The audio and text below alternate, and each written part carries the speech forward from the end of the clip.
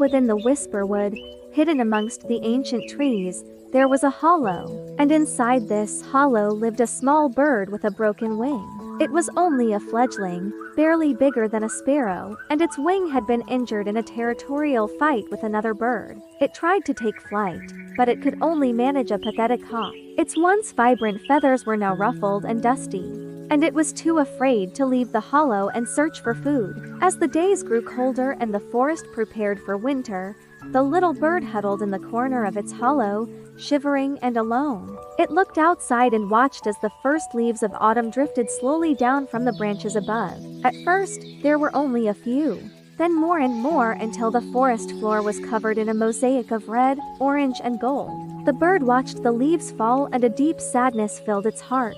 If all the leaves fall, I'll have no shelter left, it thought. It tucked its head under its wing and closed its eyes, trying to stay warm and positive.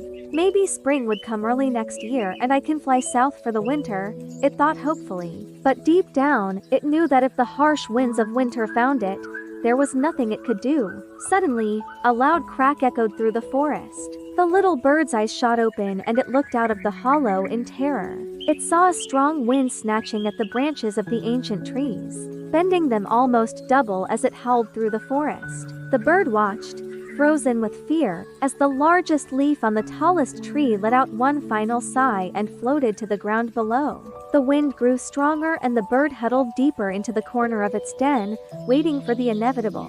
Then, just as suddenly as it began, the wind outside the hollow began to calm. The bird cautiously poked its head outside and looked around. The forest was silent. All around it, the leaves crunched underfoot, their brilliant colors dulled by the gray clouds overhead. The little bird hopped to the edge of the hollow and looked down at the forest floor. It was covered in a thick blanket of leaves, and it was beautiful. Gathering its courage, the bird hopped out of the hollow and onto the forest floor. It took a deep breath and let out a small chirp. Then it hopped once more and disappeared into the underbrush.